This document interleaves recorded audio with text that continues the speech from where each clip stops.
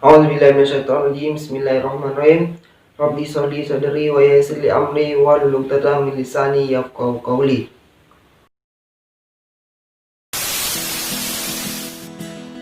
Baik, assalamualaikum warahmatullahi wabarakatuh. Berjumpa lagi dengan saya di sini dengan Muhammad Rafi Akbar Hasan, NIM E 2019-2158. Baik, di sini tak lain dan tak bukan, saya akan mengambil kesimpulan dari video dosen saya, yaitu Dr. Abdul Wadud Nafis LC.MEI, yang mana dia atau beliau telah menerangkan tentang pengangguran dalam perspektif ekonomi Islam. Baik, kesimpulan yang dapat saya ambil, pertama, pengertian pengangguran. Apa itu pengangguran? Pengangguran adalah orang yang masuk dalam angkatan kerja yang berumur 15 tahun sampai 64 tahun yang sedang mencari pekerjaan dan belum mendapatkannya. Lalu yang kedua, macam-macam pengangguran. Macam-macam pengangguran terbagi menjadi 4, yaitu pertama, pengangguran terbuka. Pengangguran terbuka adalah pengangguran yang benar-benar tak mau mencari pekerjaan. Lalu yang kedua, pengangguran tersembunyi. Apa itu pengangguran tersembunyi? Pengangguran tersembunyi adalah seorang yang bekerja dalam suatu perusahaan, akan tapi dia tidak bekerja tidak bekerja sedikit pun, karena dalam perusahaan tersebut telah melebihi pekerjanya melebihi batas. Dan yang ketiga adalah pengangguran musiman. Contohnya seperti petani yang mana hanya bekerja dalam musim-musim tertentu. Yang keempat, pengangguran setengah menganggur, yang mana pengangguran ini hanya bekerja tidak setiap waktu atau hanya waktu-waktu tertentu saja. Lalu yang ketiga adalah jenis-jenis pengangguran. Jenis-jenis pengangguran terbagi juga menjadi 4 bagian. Pertama, pengangguran friksional, yaitu seorang pekerja yang telah berhenti dikarenakan dia ingin mencari pekerjaan lain. Lalu yang kedua adalah pengangguran siklikal, yaitu seorang pengangguran yang disebabkan karena ter-PHK atau dipecat. Lalu yang ketiga yaitu pengangguran struktural. Pengangguran ini disebabkan oleh kejadian alam ataupun dampak pemerintahan. Lalu yang keempat adalah pengangguran teknologi, yang mana disebabkan oleh kecanggihan teknologi zaman. Lalu selanjutnya adalah dampak pengangguran. Dampak-dampak pengangguran yaitu satu, pengangguran menyebabkan menurunnya pendapatan per kapita dan pertumbuhan ekonomi suatu negara.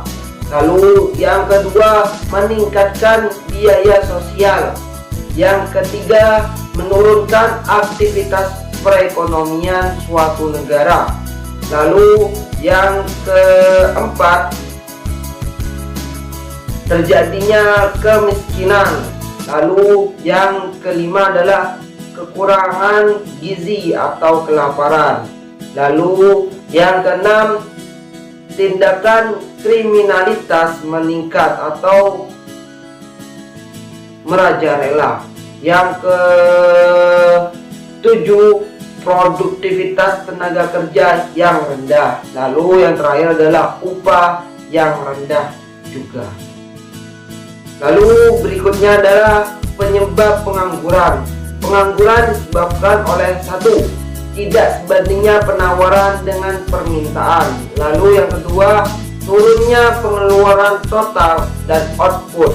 Yang ketiga, perubahan teknologi. Dan yang keempat adalah waktu yang dibutuhkan untuk mencari pekerjaan.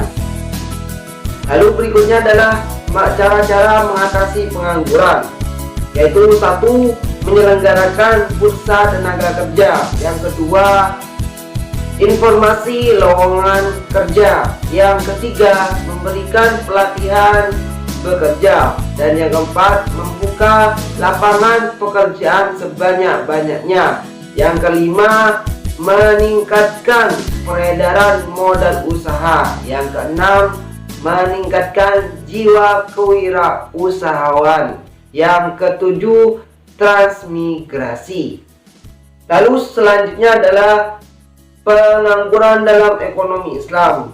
Dalam ekonomi Islam sendiri, pengangguran terbagi menjadi dua, yaitu satu, pengangguran jabariyah atau pengangguran yang terpaksa, yang mana seorang pengangguran ini sudah masuk dalam usia pekerja dan dia tidak mendapat pekerjaan atau tidak memiliki keterampilan dalam bekerja.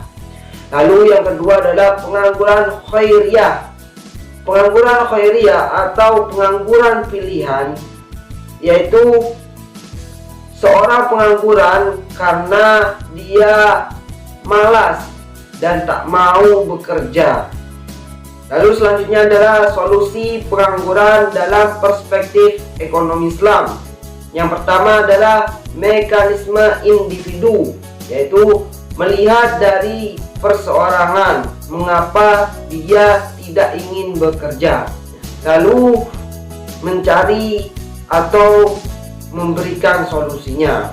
Lalu yang kedua adalah mekanisme ekonomi, yaitu kebijakan dari negara sendiri dan menginvestasi para pengangguran tersebut.